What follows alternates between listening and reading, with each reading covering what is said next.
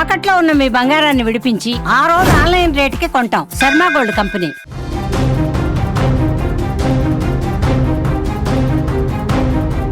నంద్యాల జిల్లా ఆత్మకూరు పట్టణంలో మరో విషాదం నెలకొంది. సామాన్య మధ్యతరగతి కుటుంబాలకు చేదోడు బాదుడుగా ఉండే చిరు వ్యాపారం ఇప్పుడు ప్రాణ సంకటంగా మారుతోంది. కేవలం ఒకరోజు వ్యవధిలోనే 2 కోవా బన్ వ్యాపారులు గుండెపోటుతో మరణించడం స్థానికుల్ని తీవ్రంగా కలిచివేసింది. గురువారం సంత మార్కెట్ ప్రాంతానికి చెందిన భాష అనే వ్యాపారి మరణించగా ఆ విషాదం మరువక ముందే శుక్రవారం నీలితోట్ల వీధికి చెందిన యాసిన్ మియా గుండెపోటుతో కన్నుమూశారు. గత 2 ఏళ్లుగా కోవా బన్ వ్యాపారమే జీవనాధారంగా బతుకుతున్న యాసిన్ మియా మరణం వెనుక ఉన్నటువంటి కారణాలు ఇప్పుడు తీవ్ర చర్చనీయాంశంగా మారాయి. గత కొద్ది రోజులుగా మేడారం కోవా బన్ ఘటనకు సంబంధించిన వార్తలు సోషల్ మీడియాలో విపరీతంగా వైరల్ అవుతున్నాయి. ఈ వైరల్ పోస్టులు ప్రజల్లో ఒక రకమైన ఆందోళనను పెంచాయి. దీని ప్రభావం స్థానిక కోవా బన్ వ్యాపారాల మీద తీవ్రంగా పడింది. ఎప్పుడూ రద్దీగా ఉండే బన్ దుకాణాలు ఒక్కసారిగా వెలవెలబోయినటువంటి పరిస్థితి. అటు అప్పులు ఇటు నిలిచిపోయిన అమ్మకాలు వెరసి చిరు వ్యాపారులను తీవ్ర మనస్తాపానికి గురి చేసినట్టుగా తెలుస్తోంది. మానసిక ఒత్తిడిలోకి నెట్టేసినటువంటి పరిస్థితి. మేడారంలో జరిగిన ఒక సంఘటనను సాకుగా చూపి పట్టణంలో అన్ని దుకాణాలను అదే కోణంలో చూడటం వల్ల తమ ఉపాధి దెబ్బతిన్నదని వ్యాపారులు ఆవేదన చెందుతున్నారు. చేసిన పెట్టుబడి కూడా రాకపోవడంతో కుటుంబ పోషణ భారమై యాసిన్ మియా తీవ్ర మనస్తాపానికి గురయ్యాడని, అదే ఆయన మరణానికి దారి తీసిందని కుటుంబ సభ్యులు కూడా కన్నీరు మున్నీరుగా విలపిస్తున్నారు. సోషల్ మీడియాలో వచ్చే సమాచారం ఎంతవరకు నిజం, అది సామాన్యుల జీవితాలను ఎలా ప్రభావితం చేస్తోంది అనే అంశాలపై ఇప్పుడు ఆత్మకూరులో చర్చ జరుగుతోంది. భాషా, యాసిన్ మియా కుటుంబాలను ఆదుకోవాలని, అలాగే ప్రజల్లో ఉన్న అపోహలను తొలగించి వ్యాపారులకు భరోసా కల్పించాలని స్థానికులు కోరుతున్నారు. మేడారం జాతరలో వలి అనే ఒక చిరు వ్యాపారిని ఏ విధంగా ఇబ్బంది పెట్టారో మనం చూసాం. అక్కడ యూట్యూబర్లు కొంతమంది వెళ్ళిపోయి అసలు ఈ కోవాలో ఏముంది, ఈ బన్ను అసలు ఎక్కడి నుంచి తీసుకొచ్చావు, దీని మీద అసలు ఎక్స్పైరీ డేట్ ఏది, అసలు ఎక్కడ తయారు చేసావు, నువ్వు ఎక్కడి నుంచి వచ్చావు, ఇవన్నీ కూడా ఇష్టారీతిన ప్రశ్నలు అడగటం వల్ల అతను భయపడిపోయినటువంటి పరిస్థితి.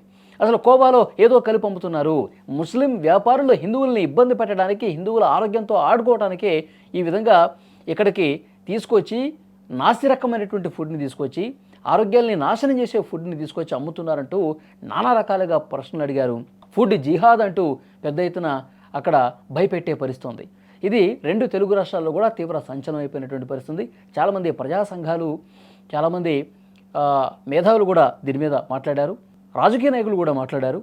మంత్రులు నారా లోకేష్, ఎమ్మెల్సీ నాగబాబు వీళ్ళందరూ కూడా రియాక్ట్ అయ్యి వలిని పిలిపించుకొని కోవా బన్ను తిన్నటువంటి పరిస్థితి. సో డెఫినెట్గా అయినప్పటికీ కూడా చాలామంది ప్రజలు సోషల్ మీడియాలో వచ్చినటువంటి వార్తలు, కథనాలు చూసి నిజంగా ఇందులో ఏమన్నా ఉందా అని చెప్పి భయపడిపోయే పరిస్థితి కల్పించారు. ఆ విధంగా దాన్ని ఆ కోవా బన్ వ్యాపారులు ఇబ్బంది పెట్టినటువంటి వీడియో పెద్ద స్థాయిలో 2 తెలుగు రాష్ట్రాల్లో కూడా హల్చల్ చేసినటువంటి పరిస్థితి ఉంది. సో చాలామంది కోవా బన్ను కొనాలంటేనే భయపడే విధంగా ఆ రోజు వీడియోలు చక్కర్లు కొట్టినటువంటి పరిస్థితి. ఇది వ్యాపారం మీద తీవ్రంగా ప్రభావం చూపించింది. సరిగా ఎవరు కొనడానికి రావట్లేదు ఆ వీడియోల కారణంగా. అందరూ కూడా కొంత అనుమానం పెంచుకోవటం వల్ల ఇబ్బందికర పరిస్థితి ఏర్పడింది. కోవా బన్ ఎవరు తినడానికి రావట్లేదు, మా వ్యాపారం దెబ్బతింది, అసలు పెట్టిన పెట్టుబడి కూడా రానటువంటి పరిస్థితి అని చెప్పి కోవా బన్ వ్యాపారులు ఇప్పుడు తీవ్రంగా మనస్తాపానికి గురవుతున్నారు. గత 2 రోజుల వ్యవధిలోనే 2 కోవా బన్ వ్యాపారులు గుండెపోటుతో చనిపోయారు అంటే మానసిక ఒత్తిడి, కుటుంబ పోషణ ఎట్లా, ఎవరు బన్ తీసుకురావడానికి తీసుకోవట్లేదు, కొనటం లేదు, దీన్నే జీవనాధారంగా బతుకుతున్నటువంటి మాకు ఇది పెను శాపంగా మారిపోయింది. సోషల్ మీడియాలో వచ్చిన ప్రతి వార్తను కూడా నిజమనుకుని, అంటే సోషల్ మీడియాలో వచ్చిన వార్త ప్రజల మీద ఏ స్థాయిలో ప్రభావం చూపిస్తుందనడానికి ఈ మరణాలే కారణమని చెప్పి ఆత్మకూరులో పెద్ద ఎత్తున చర్చ జరుగుతున్నటువంటి పరిస్థితి ఉంది. సో మొత్తానికి 2 వ్యాపారులు చనిపోవడం అనేది చాలా బాధాకరం. ఆ కుటుంబ సభ్యులైతే తీవ్ర మనోవేదనలో ఉన్నారు. యాసిన్ మియా కావచ్చు, అంతకుముందు జరిగినటువంటి మరణం కావచ్చు, కేవలం మనస్తాపంతో, మానసిక ఒత్తిడితో వ్యాపారం సరిగా సాగక ఈ విధంగా జరిగిందని చెప్తున్నారు. దీని మీద ప్రభుత్వాలు యాక్షన్ తీసుకోవాల్సినటువంటి అవసరం ఉంది. సోషల్ మీడియాలో ఈ విధంగా ఎవరైతే కోవా బన్ గురించి మాట్లాడుతున్నారో వాళ్ళ మీద కఠినమైనటువంటి యాక్షన్స్ తీసుకుని కోవా బన్ వల్ల ఎలాంటి ఆరోగ్యానికి ప్రమాదం లేదు, ఈ కోవా బన్లో తినటం వల్ల ఎలాంటి సమస్య రాదని చెప్పి ప్రభుత్వ అధికార యంత్రాంగమే ప్రజలకు అవగాహన కల్పిస్తే తప్ప దీనికి వెనకడిపడే అవకాశం లేదు.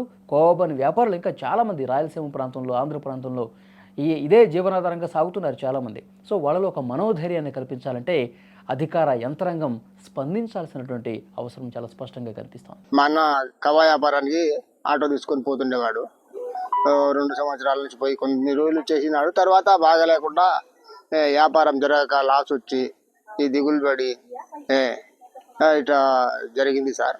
మా అన్నకు బాగలేక మా అన్న చనిపోవడం జరిగింది. ఇవాళ ఏ కబాబ్ అనే వ్యాపారంలోనే మంచి దిగులు పెట్టుకొని ఫిట్ అయిపోయాడు సార్.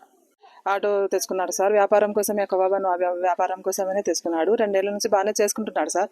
ఈ 15 రోజుల క్రితం అక్కడ వెలుగోళ్ళు ఏమో ఇష్యూ అయింది కదా సార్. 15 రోజుల క్రితం ఇక్కడ వినుకొండ అక్కడ ఆ సైడ్ వెళ్ళారు సార్.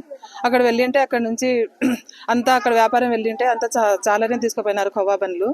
అక్కడ అందరూ మీది ఏమి బాగా సోషల్ మీడియాలో అంతా మీది వైరల్ అవుతుంది కదా కబాబంది, మళ్ళీ మీరు వ్యాపారం చేస్తున్నారా, ఇక్కడ క్వాలిటీ బాగుందా మీది, ఇది చూపించండి అని ఎగతాళి చేయడము. అట్లా చేస్తుంటే తీసుకోవడానికి వచ్చిన వాళ్ళు కూడా వద్దు మీది బాగాలేదు అని పారేసి పోవడం. అదే మనస్తాపం అంటారు కదా సార్. అలా మా నాన్నకి చాలా బాధ పెట్టినారు సార్. పెట్టింటే ఇంకా ఆయన నాతో కాదు ఇంకా వ్యాపారం చేయడం, నేను వచ్చేస్తానని 3 రోజులు అయింది సార్. వచ్చి ఇంకా ఆ రోజు నుంచి ఇంకా మామూలుగా ఇంకా ఇంట్లో అదే వీడియోలు చూడడం, ఎలా అయింది చూడమ్మా, ఎలా అయింది చూడమ్మా, ఇలా అయింది. ఈ కబాబాన్ వ్యాపారం వాళ్ళకి ఇంత ఎగతాళి చేస్తున్నారు. ఇంకా ఈ రోజు ఉదయం సార్ ఊకే కళ్ళు తిరుగుతాయి అన్నాడు అంతే. ఊకే కుప్పగులు పడిపోయినాడు సార్. ఇంక అంతే. కొంచెం సేపటి చూసేసరికి ఇంకా పానం లేదు, అయిపోయింది సార్. ఇంకా